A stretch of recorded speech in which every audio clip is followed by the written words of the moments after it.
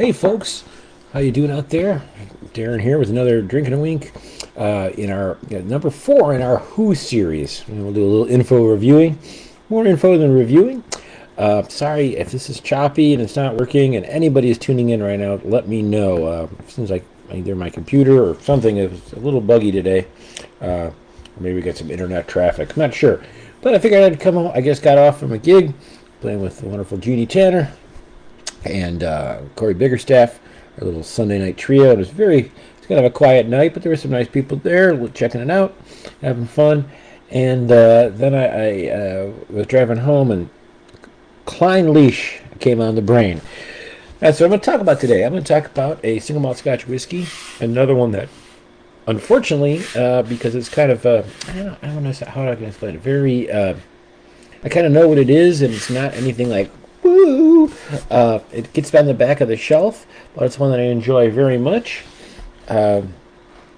This one, you can see here, the Clynelish 14, the classic, was actually given to me by Jeff Hedberg a few years ago for a birthday, and you can see we've kind of nurtured it, and we're a little bit below halfway on the bottle there, but that doesn't mean I don't enjoy it in any way. It's just one of these that as I get more like maybe what might we say trendy or newer bottles, sometimes these ones get to the back of the shelf. I just don't have it that often. I'm going to tell you a little about this one because I do find it interesting. Check this one out. Clynelish is a single malt Scotch distillery, and as I've told you about different distilleries, some of them put out a bunch of product and have many different things across the core range. And this one is one of them that only has one kind of core range company offering, and that is the Clynelish 14. The thing that's interesting to note is as single malt Scotch whiskey continues to grow and more companies, we get more distilleries. Distilleries aren't closing, even though we are in a whiskey downturn globally. There's a couple of reasons who to blame on that, but right now it's our good friend Donald Trump. Not getting political, it just is. And those are reports coming back from Scottish whiskey, Irish whiskey, everything in Britain, along with Japanese whiskey, and here in the States, and we'll throw in Canadian whiskey. But there are some other reasons. But the main one is all this battling along with many different things.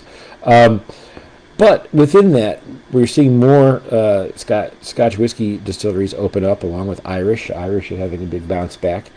And they'll put out a product, and they're just going to be, doing, all different various bottlings. There's some older distilleries that we know of. We've heard of Laphroaig and Lagavulin and Highland Park and Macallan, Glenmorangie. They've been around for a very long time, and they put out a lot of core range products. There are other distilleries that fall in this little niche where some of them you've never seen a bottle of.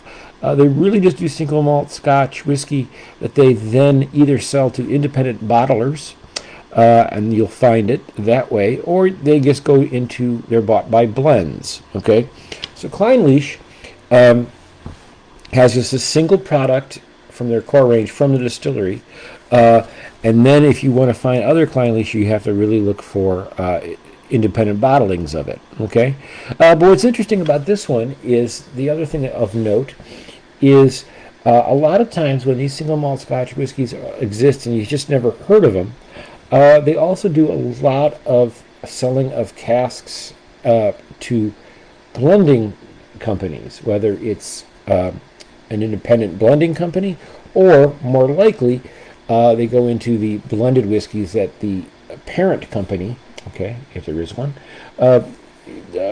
is in their portfolio also. So Clynelish is owned by the, somewhat infamous D&aW, okay?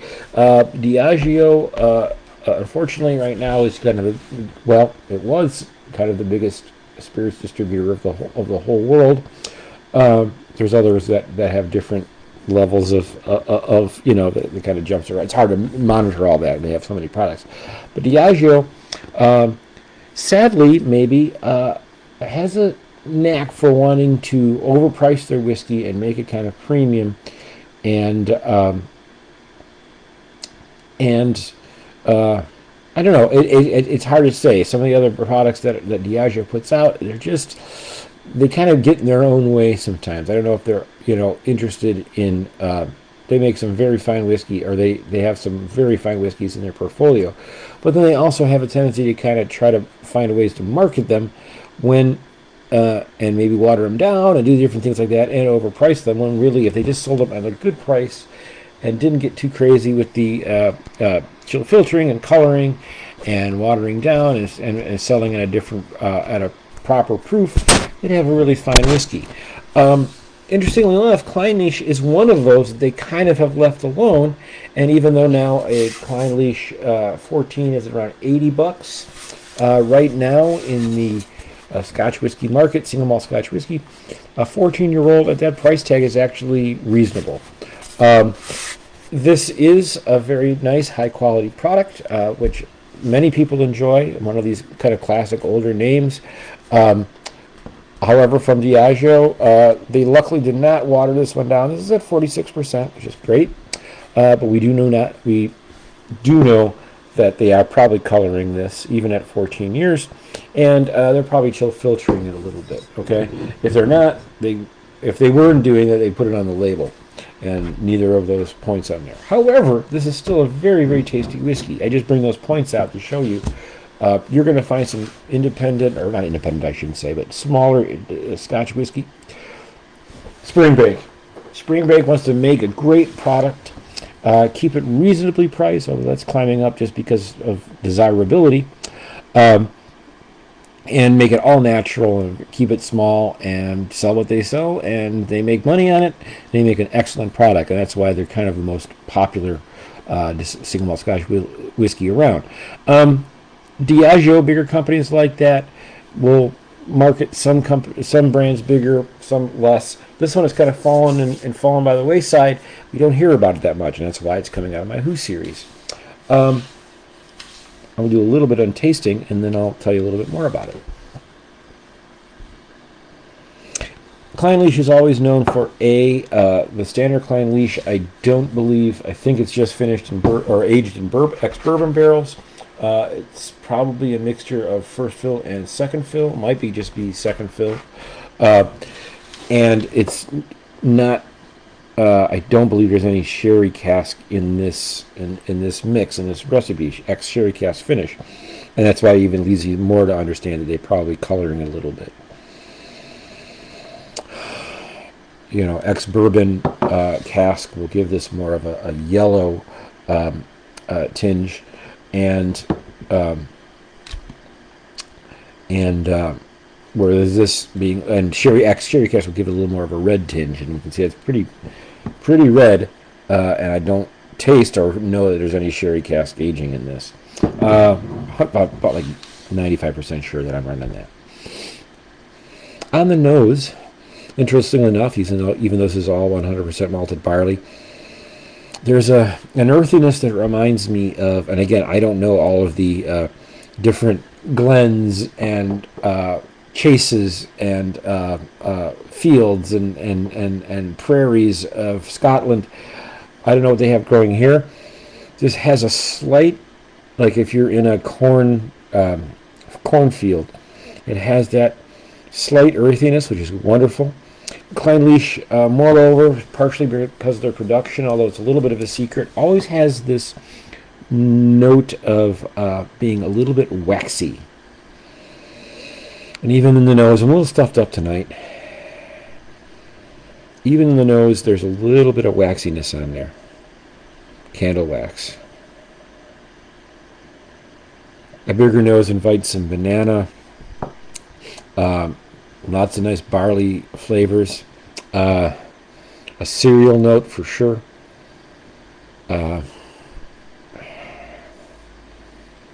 Grape nuts to a little bit of a degree.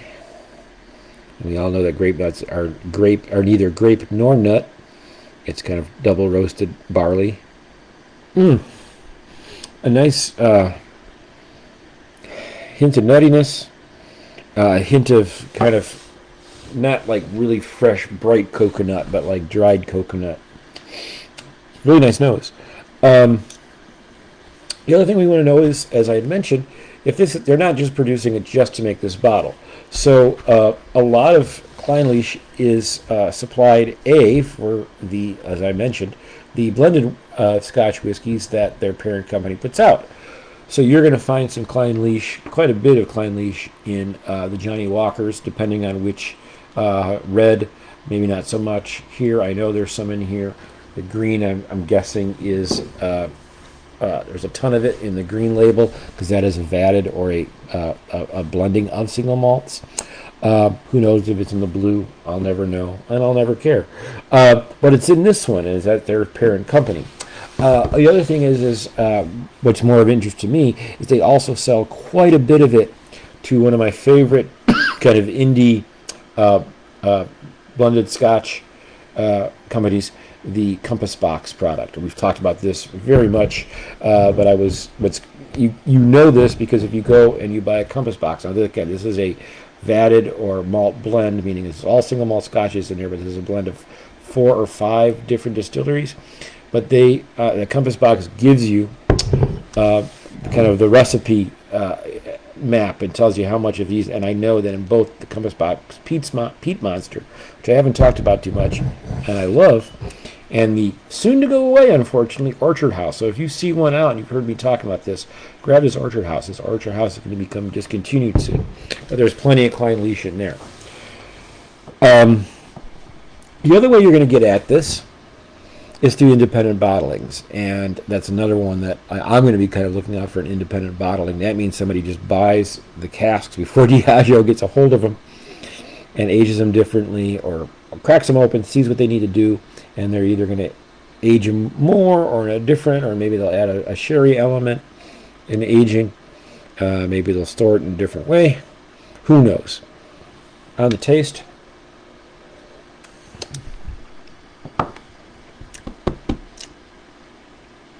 it's just really nice. Touch of like ginger candy. Ginger candy? Sure, candy ginger. There's still a biscuity note in there, a little bit of sandalwood, but there's like a really light yellow raisin note. I don't have my reading glasses on.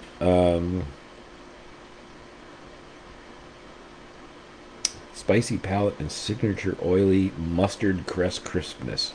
There's definitely a crispness there.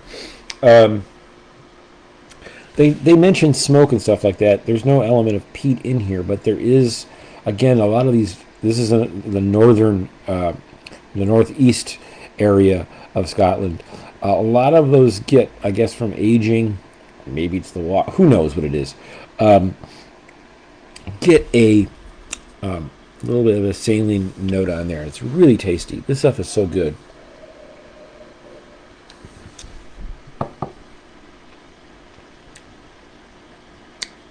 It's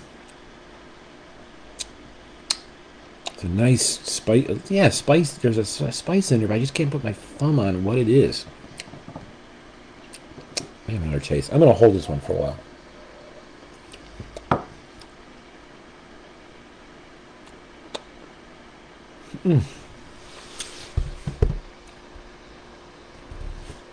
This gives you a little bit more of a punch than some of the other whiskeys from this area.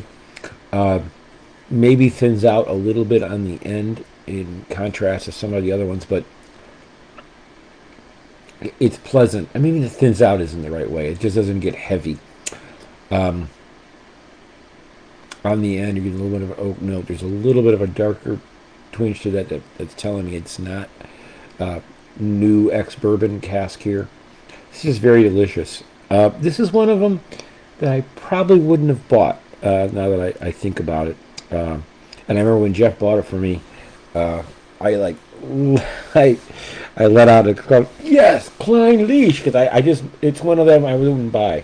Not because I didn't want to, but you know, it's one of these that I have a lot of whiskeys from the north east area and in the space side. And I was like, well, do I need another one of those? Turns out I did. I didn't need it, and I didn't even know it.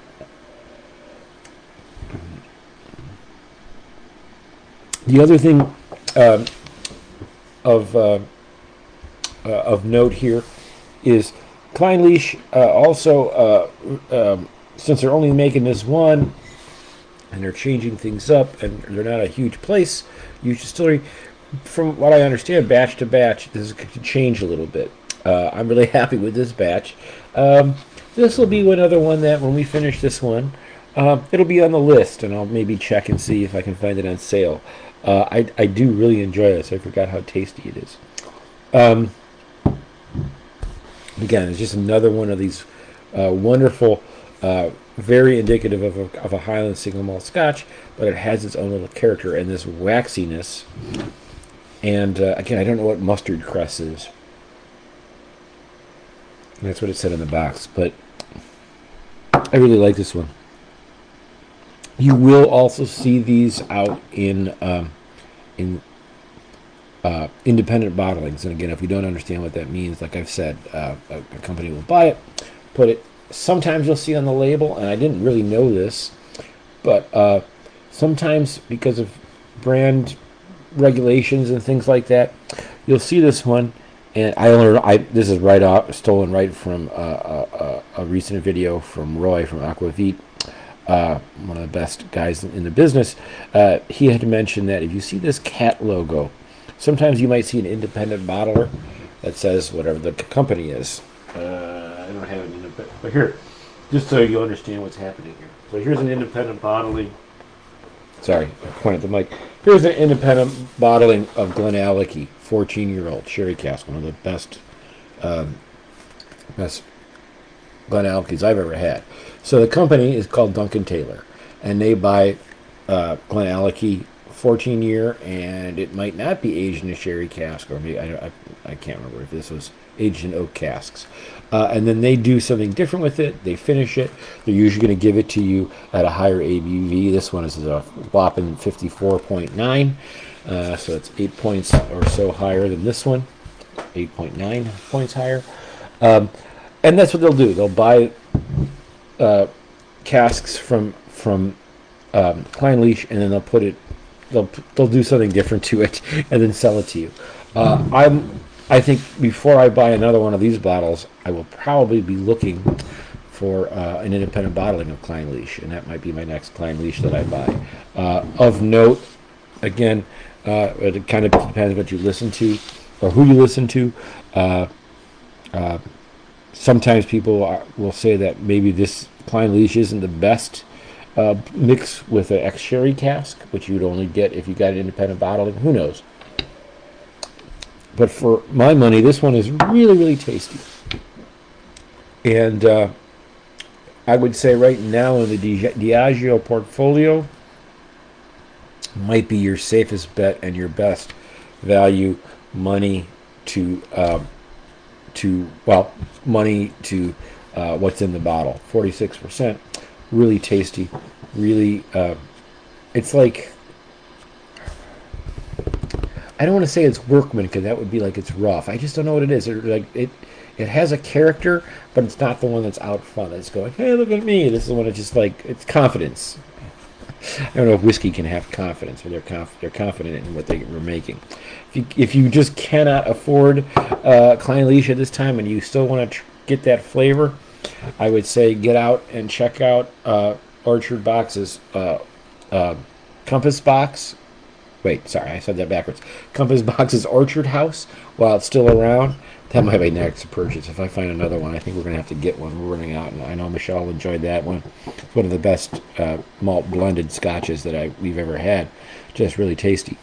And it's like I say, it's in most of their releases. I don't know that for a fact, but every time I read a recipe on any of them, I'm sure it's in the new one they call. I'm sure it's in Hedonism, and it's probably in Nectarosity too, I would guess, because it has this. Clynelish has this slightly floral. It just has a nice blend of all the different flavors that we're looking for. Some single malt Scotch whiskeys, especially from the north of Speyside, northeast of Speyside area, are going to have floral notes. It's got a little bit of that. It's going to have definitely going to have some kind of fruity notes. If it's not aged in ex-sherry cask, then those fruits are going to be more like raisins and dates and figs. That's all in here, just a little bit. It's like a nice blend. Then you're going to get this effect from the oak. It's going to give you some sweeter notes and maybe some little nut or spicy, cinnamon, breakfast spices. That's here. So I'm going to wholeheartedly recommend this. I'm still going to give it a very kind of standard. This one here, I'm going to give it a 8.2. Might have been surprised that it's not that high, but it's like giving a. I'm giving it an 8.2, and it's like, yep, that's what I want. That's what I deserve. All right, I'm not trying to be, Johnny A. I'm not trying to be Captain, Captain, whatever. You know what I mean. I think Clynelish would be very happy with me giving it a. I know 8.2 doesn't sound like a B plus, but that's for me. That's above recommended. I'm really enjoying it. Hell, you know what? I'll give it an 8.3. Let's say an 8.2.5. All right.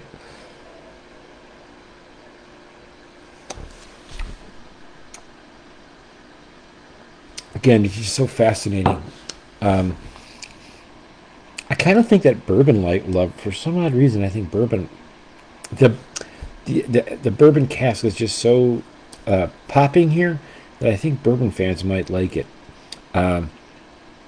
Especially ones that like more of that kind of not too heavily sweet style bourbon. Clynelish, 14 years old, by the D&aW company. This one, and you're going to find it. You're only going to find this bottle. Very simple. This packaging, that's it. They might have changed it a little bit recently. Like I say, we've had this bottle a little while. I thank Jeff Hedberg. Jeff Hedberg, I can't repay how many great bottles he gets me. He just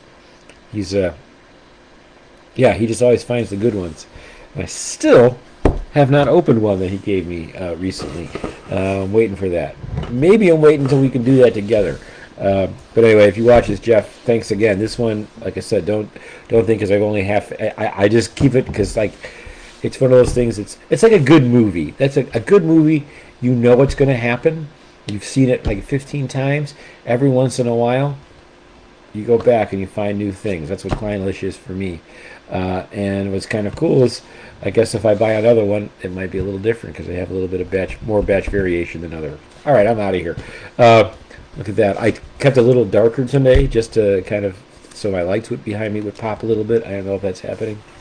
Clynelish, check that out. And again, I'm just going to give another, if you can't swing that and you want to get something else, we were reviewing it earlier and giving it a big bump. I'll tell you, man, Orchard House from Compass Box, I can't believe that they're getting rid of it. They just maybe the portfolio is a little decluttered and they're getting rid of it. I'm going to try to grab another one before Thanksgiving, and it would be a perfect one to bring because that's one that it's full of Clynelish, and it would really be a crowd pleaser for people that don't even really know Scotch. And if you haven't had Compass Box and you're one of these people that's like, I only drink single malt Scotch whiskey, I don't drink blends. Well, again, this is a vatted blend or a malt blend, meaning it's only single malt Scotch whiskey. If you haven't had that, and maybe your budget now isn't so great for single, I tell you, check out Compass Box Orchard House, Peat Monster if you're in the peated thing. It's not as peated as it sounds. And hedonism is always great, and I have not gotten it. It was like the one that I wanted to get that I haven't got yet, but Nectarosity gets great reviews too. All right, folks, I was talking about Clynelish, but I'm kind of talking about everything else. But Clynelish makes money if you buy Compass Box too, so I'm sure they're all happy about it. Like I said, they're happy with a good B grade. Clynelish!